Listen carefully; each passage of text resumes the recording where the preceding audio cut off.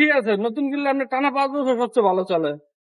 কিন্তু যখন ওটা পুরান হয়, ওই পুরান গাড়ি কিনলে মনে করেন এই কয়দিন পর পর ঘন ঘন পার্টস নষ্ট হয়ে যায়। আচ্ছা, পুরান গাড়িগুলা কি কি? যেমন নিশান আছে, হুন্ডা আছে, তারপর হুন্ডাই আছে, মিৎসুবিশি আছে। মিৎসুবিশি ল্যান্সার, এই তো এই যে দেন, এই যে ল্যান্সার। তাহলে আপনাদের কাছে ফেভারিট গাড়িগুলো হলো টয়োটা মডেলের যত গাড়িগুলো আছে এগুলো ভালো।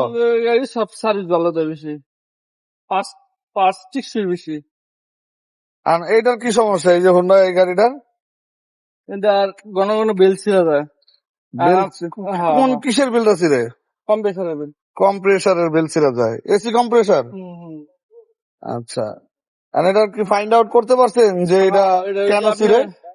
এটা যে এসি কম্প্রেসার যে পুলি টাল। পুলিটা টাল? হ্যাঁ হ্যাঁ, পুলি চেঞ্জ করবো আজকে।